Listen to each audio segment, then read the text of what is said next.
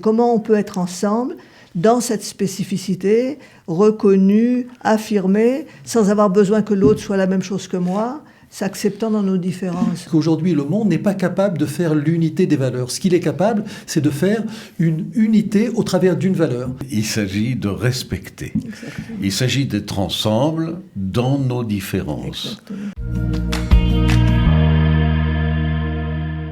Quelle solution pour stopper la déchirure du pays ? Une question que tout le monde se pose. On s'est dit que ce serait très intéressant de recevoir les protagonistes qui vont donner un débat entre francophones, mais des Israéliens qui sont là depuis très longtemps en Israël, sur ce sujet, sur la réforme judiciaire, mais surtout sur la déchirure qu'elle a provoquée entre les pour et les contre dans notre pays. Pour en parler, nous avons le plaisir d'accueillir Maître Léon Rosenbaum, bonjour. Bonjour. Bienvenue. Viviane Chetrit-Vatine, bienvenue. Alors vous êtes psychanalyste, présidente de l'Association des psychanalystes d'Israël. Et puis Asher Zelmati, qui est coach. Bonjour Asher. Bonjour Catherine. Alors vous êtes là parce que c'est vous qui êtes à l'initiative justement de cette rencontre. Vous avez tenu à essayer tout simplement d'expliquer ce qu'il se passe, de débattre. C'est comme ça que l'idée est née. L'idée est née de la perception de cette déchirure et de cette souffrance. À un moment donné, je l'ai vu dans les réseaux sociaux, la réaction des gens jusqu'à aujourd'hui, on est dans une douleur insupportable de voir ce qui a motivé notre venue en Israël, cet idéal qui est en nous, cet amour, tout cela. Tout d'un coup, on voit une situation qui nous fait peur. Et cette situation qui nous fait peur, elle se traduit par une déchirure et une non-communication. Et là, pour le coach, ça passe pas. C'est-à-dire qu'on sait que tout conflit commence par la séparation. À partir du moment où il n'y a plus de dialogue, le conflit prend de l'ampleur. On finit par s'imaginer ce que l'autre pense, interpréter ce que l'autre pense. Les jours passent et cette distance augmente, et elle augmente d'autant plus qu'on est proche. On sait très bien que les conflits les plus douloureux, c'est les conflits avec nos proches. Conflit, ok, vous dites non-communication, mais on n'entend que ça. Ça fait des mois qu'on ne parle que de la réforme judiciaire, qu'on ne parle que des manifestants. On a l'impression justement qu'il y a du dialogue, mais est-ce qu'on se trompe, Léon ? Il n'y a pas de dialogue. Et on le voit bien, puisque même dans les commissions de la Knesset, qui préparent normalement les lois, et c'est le lieu où majorité et opposition se rencontrent, discutent, où l'opposition tente de convaincre la majorité que tel ou tel point pourrait évoluer, qu'on pourrait changer certains termes de la loi. Et bien même à cet endroit-là, il y a rupture absolue. Personne ne discute. En tout cas, officiellement, la position de l'opposition consiste à dire « tant que vous n'arrêterez pas, nous ne discuterons pas ». Alors évidemment, de l'autre côté, comme il s'agit de quelque chose d'essentiel, revenir à la démocratie fonctionnelle, alors que la droite en général, et dont je suis, estime que la démocratie israélienne est en panne depuis longtemps parce que l'activisme judiciaire de la Cour suprême a déséquilibré le fonctionnement de la démocratie israélienne et que finalement c'est la Cour suprême qui dirige le pays en dernière analyse. Alors ça, on va dire que c'est l'argument de ceux qui sont pour la réforme. Maintenant, on a l'impression qu'on est bien au-delà de ça, qu'on ne parle plus du tout de cette réforme judiciaire et qu'on parle de toute autre chose. Viviane, vous qui êtes psychanalyste, l'écoute, ça vous connaît. J'imagine que vous avez un point de vue bien tranché sur la question. J'ai un point de vue un peu différent sur la question. Je pense que je vais reprendre un petit peu ce qu'a dit Asher tout à l'heure. Freud parlait, il y a déjà bien longtemps, du narcissisme des petites différences. C'est-à-dire, plus on se connaît, plus on se ressemble, et plus on a besoin de se préciser dans sa différence, et plus on risque de devenir conflictuels les uns avec les autres. C'est ça qui se passe. C'est-à-dire, ce qui se passe, c'est que, en vérité, on a affaire, à mon avis, à l'éclatement d'un abcès. Un abcès qui s'est fabriqué le long des années. Asher disait tout à l'heure que nous avions rêvé d'un autre Israël. On nous a raconté un autre Israël. Cet Israël, depuis le départ de sa fondation, a été le lieu d'un non-pluralisme, d'une non-rencontre entre différents groupes, chacun s'opposant chacun à l'autre. Pourquoi tout ça? Parce que sont arrivés ici, nous et tous les Juifs arrivés de Galoute, me traînant un vécu post-traumatique transgénérationnel. Et dans ces situations-là, les personnes arrivent dans un lieu qu'ils pensent être un lieu de recueillement, un lieu connu, une patrie, chacun va être cousin de l'autre, chacun va être copain avec l'autre. Et en vérité, chacun s'est trouvé en position de ne pas supporter l'autre parce qu'il n'était pas lui-même. Ne lui ressemblant pas, cherchant chacun à se préciser dans sa particularité. Ce qu'on voit aujourd'hui, cette fracture avec laquelle on a affaire aujourd'hui, c'est l'éclatement peut-être de quelque chose qui a été là en présence depuis longtemps, qu'on voulait peut-être pas voir suffisamment. C'est avec ça qu'on a affaire. Si on arrive à sortir de ce moment malade, parce qu'on a affaire, tout le monde dit, c'est la folie ce qui se passe ici. C'est vrai, on est dans le clivage, on est dans l'opposition, on est dans l'imposition, on est dans la révolte, on est dans la révolution. Ces situations clivées, elles sont le fait d'un collectif qui n'est pas en bonne santé. Un collectif qui a envie peut-être de devenir en bonne santé. On peut peut-être regarder les choses comme ça. Hein. Ce qui est intéressant, voyez-vous, dans cette remarque, c'est que Viviane est supposée être ma contradictrice absolue. Quand j'aborde, comment dire, un cas un couple ou des rapports entre enfants et parents dans lequel il y a un conflit, ça apparaît justement sous forme de il n'y a pas de conflit. Moi, je suis clair avec ma femme, je suis clair avec mes enfants, je suis clair avec mon papa, je suis clair avec... On ne voit pas de conflit. Et c'est justement par cette absence de prise de conscience qu'il y a un conflit qu'il n'y a plus de dialogue. Et dans ces dialogues, pourquoi il ne m'a pas téléphoné? Il ne m'a pas téléphoné la première fois, c'est peut-être parce qu'il a oublié. Une semaine après, c'est parce que vraiment il est fâché contre moi, je lui ai fait quelque chose. Un mois plus tard, on ne peut plus se parler parce que chacun est convaincu que c'est impossible. Et donc, la réalité, c'est un conflit. Et c'est parce que justement, on peut dire que c'est un conflit et que par conséquent, ça commence par le dialogue, qu'on peut peut-être sortir. Alors, derrière, c'est quelque chose qui va, on voit bien, et on va en discuter justement lors de ce débat, c'est quelque chose qui dépasse simplement la question de la réforme. Il y a quelque chose de profond qu'a dit Viviane. Et oui, elle parlait d'un abcès qu'il fallait crever, en gros.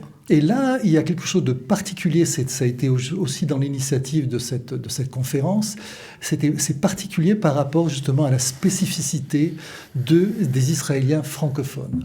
Alors oui, ça c'est très intéressant, moi je trouve ça très intéressant parce que vous êtes tous en Israël depuis plus de 40 ans, Asher 44 ans, Léon 47 ans, vous Viviane, ça fait je crois 53 ans que vous êtes en Israël, donc forcément vous avez été formés à l'école de la République en France, et puis vous avez évolué ensuite ici. Est-ce que vous pensez qu'il y a une façon spécifique aux Juifs de France, de votre époque, de penser?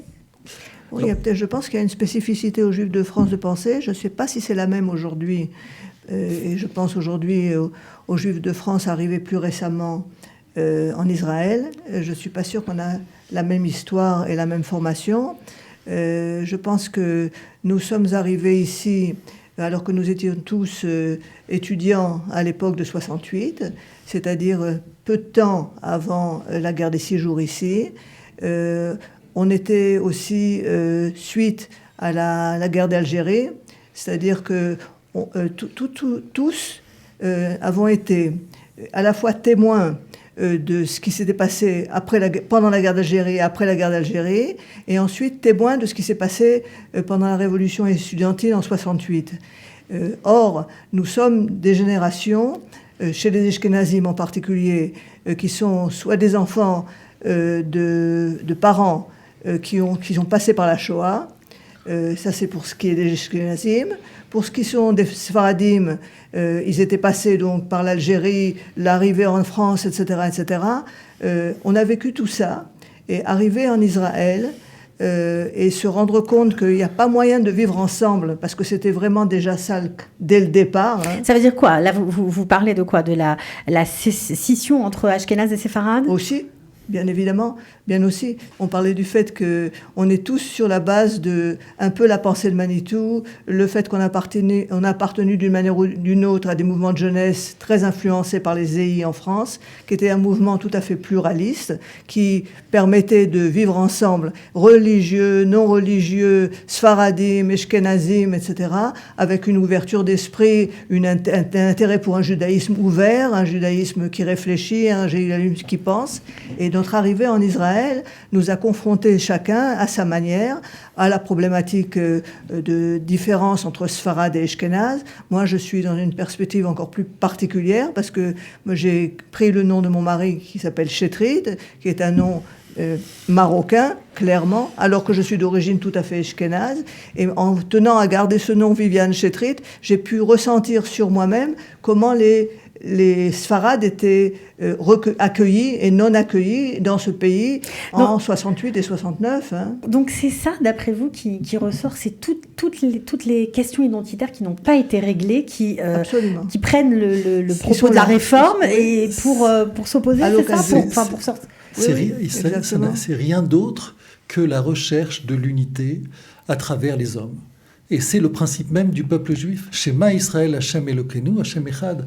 Nous sommes tous dans cette perspective, pouvoir unifier tous les êtres humains dans leur spécificité, pouvoir les unifier au niveau mondial. C'est comme tu as dit, se garder dans une spécificité. Comment on peut être ensemble dans cette spécificité, reconnue, affirmée, sans avoir besoin que l'autre soit la même chose que moi, s'acceptant dans nos différences. C'est de cette unité-là qu'il s'agit, sans totalité. Oui, justement, c'est l'idée de Shema Israël, Hashem Elokeinu, Hashem Echad, c'est cette idée d'unité des valeurs, c'est-à-dire chacun dans sa propre personnalité, dans sa propre authenticité, le monde est capable de vivre une véritable paix. Mais pour qu'il y ait paix, il faut authenticité.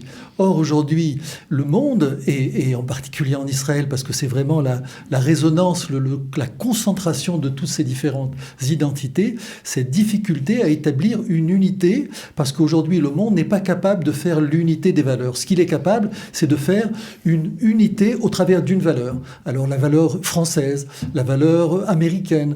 Et au bout du compte, ça se traduit par une dictature. En Israël, on n'est pas dans cette perspective. C'est pour ça que c'est beaucoup plus tendu et c'est plus chaud en Israël, parce qu'il y a une exigence d'une véritable unité des valeurs, une unité des individus dans ce qu'ils sont particulièrement. Et là c'est un appel par rapport aux autres communautés dans le pays.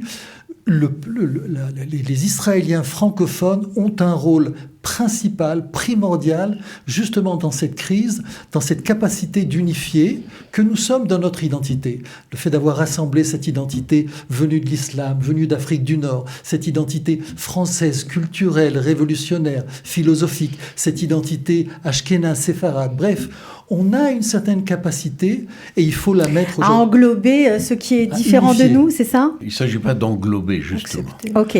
Il s'agit de respecter. Exactement. Il s'agit d'être ensemble dans nos différences. Exactement.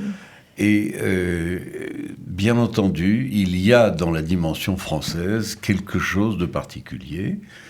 C'est ce que, par exemple, à l'époque de l'UNIFAN, nous avons essayé avec une équipe de faire et de développer, et pas toujours avec beaucoup de succès, parce que la réalité israélienne était extrêmement puissante et n'acceptait pas en général cette perspective. Et en général, nous inquiétions surtout nos partenaires israéliens, nous leur faisions peur avec ces particularités, cette capacité de représenter à la fois des Ashkénazes et des Séfarades, à la fois de la droite et de la gauche, et d'être capable du dialogue. Eh bien, c'est vraiment notre vocation. Et en ce moment, où, disons, rien ne va plus, c'est précisément maintenant que nous devons sortir de notre réserve et essayer de renouer tous les liens qui se sont distendus. Est-ce que d'après vous, ce qu'on est en train de vivre est une des crises sociales les plus importantes qu'Israël a connues depuis sa création ? Bon, c'est le sentiment qu'on a en tout cas. Hein. Je pense que ça a une dimension qui n'a jamais existé. Il y a aujourd'hui plus que 600 000 personnes dans les rues. Alors on a beau dire que peut-être que c'est financé, aidé par les finances de ci et de là, c'est vrai des deux côtés. Le fait est, c'est que les gens sortent dans la rue parce qu'ils sont très motivés. En vérité, on peut être aussi encouragé de ce qui se passe. Moi, j'étais dernièrement en France, on a eu un congrès des psychanalystes d'Europe, j'en reviens maintenant, et je disais que j'étais, en vérité, il y a une grosse crise, mais je suis très fière de la manière dont les choses se passent. Parce que, malgré tout, tous ces gens qui sortent dans la rue aujourd'hui, c'est des gens qui cherchent à ce qu'on garde un Israël ouvert, acceptant, présent, démocratique. Ils font ça d'une manière, on peut dire parce que c'est dans la rue, donc c'est quelque chose qui peut avoir l'air violent. En vérité, si je regarde ce qui se passe dans les manifestations en Israël par rapport à ce qui se passe actuellement à Paris, ça n'a rien de violent ce qui se passe ici. C'est avec un respect de l'autre incroyable. Je suis arrivé à Cannes, c'était avec énormément de gava, de fierté. Je dis, on a un peuple magnifique et je pense que finalement, on va arriver à s'en sortir. Donc, pour ceux qui nous écoutent et qui vont nous rejoindre le jeudi 30 mars à 20h30 au 10 Mekor Chaim dans la salle des fêtes de l'association OAV Sion, eh bien, on veut quand même savoir si on va avoir des points d'explication sur cette fameuse réforme. Parce qu'après tout, certains francophones n'y comprennent rien, sont un peu perdus. Ceux qui ne suivent pas les actualités en hébreu, ceux qui essayent de se raccrocher à ce qu'on leur envoie de part et d'autre, ont du mal à parfois se faire une opinion, ou alors ont une opinion bien tranchée. Est-ce que les lignes vont bouger, Léon ? Eh bien, j'espère que les lignes vont bouger et d'une manière, disons, un petit peu plus consensuelle. C'est ce que je souhaite de tout cœur. Mais il faut absolument qu'elle bouge parce que, comme nous le disions tout à l'heure, la Cour suprême a pris le contrôle du pays. Et ceci vicie le caractère démocratique de l'État d'Israël.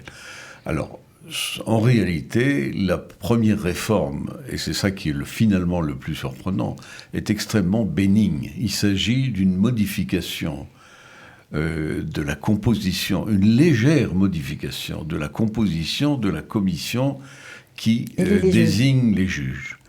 Et effectivement, il s'agit du point de vue du gouvernement et de mon point de vue, il s'agit d'empêcher que le phénomène du copinage et du népotisme à l'intérieur de la Cour suprême se perpétue. Il faut arrêter cela, il faut faire en sorte qu'il ne soit plus possible que les juges et les avocats qui sont du même milieu et qui les connaissent tous les jours et qui sont en rapport entre eux sans arrêt, n'aient plus la majorité absolue pour désigner les juges à la Cour suprême. Donc, si je vous entends bien, on parlera réforme, ça c'est sûr. Vous allez tenter d'expliquer. Il y aura des pour, il y aura des contre, évidemment. C'est ce que vous avez tenu à faire. Tout le monde ne sera pas d'accord avec vous, Léon. Il y aura beaucoup d'idées, j'imagine. On parlera aussi de ceux qui ont décidé de ne plus servir dans les rangs de Tsahal, ceux qui se sont mis un petit peu en grève, qui ne vont plus au Milouim, qui ne se présentent plus. C'est un phénomène tout à fait nouveau dans la société israélienne. Ça n'a jamais existé. Et ça montre la gravité de la situation, vraiment. Parce que ces personnes-là qui ont été des chefs des officiers... Des pilotes aussi.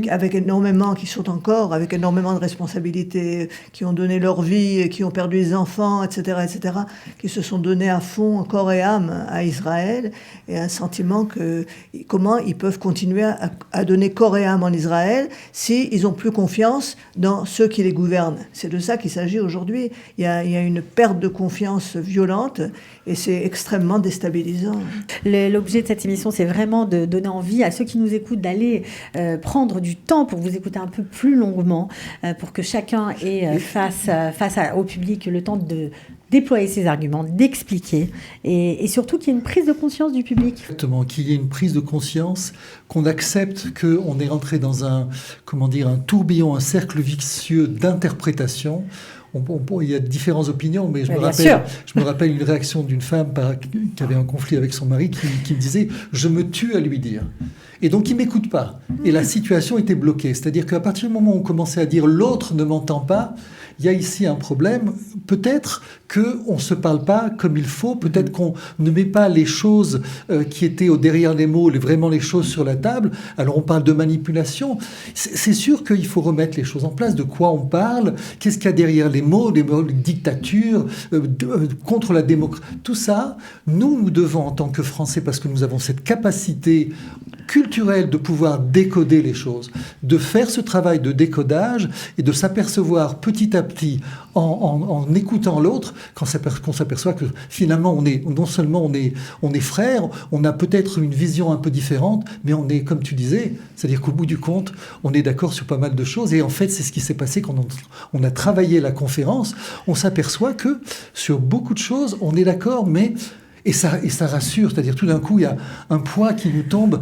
Enfin, on n'est pas si opposé à l'autre et contre l'autre et en colère contre lui. C'est pas le méchant, c'est pas l'ennemi. Et c'est ça qu'il faut faire, c'est le travail qu'il faut faire. Alors j'imagine que cette conférence qui aura lieu à Jérusalem fera peut-être des petits, peut-être qu'il y aura des communautés qui seraient intéressées à vous recevoir pour justement continuer à débattre dans tout Israël, parce que je pense qu'on en a tous besoin. Voilà, en tout cas, nous on était ravis. Ravi de vous accueillir aujourd'hui, de vous donner la parole. Je répète, jeudi 30 mars, vous êtes attendus à 20h30 au 10 Rehov Mekor Chaim à Jérusalem. Il y aura bien sûr, pour ceux qui ne sont pas de Jérusalem, un Zoom. Donc si vous êtes un peu plus loin, vous pourrez suivre la conférence par Zoom. On mettra le lien sous la vidéo, mais on vous engage à venir parce que ça risque d'être passionnant. Merci à tous les trois. Merci. Et à bientôt. Cathy. Merci.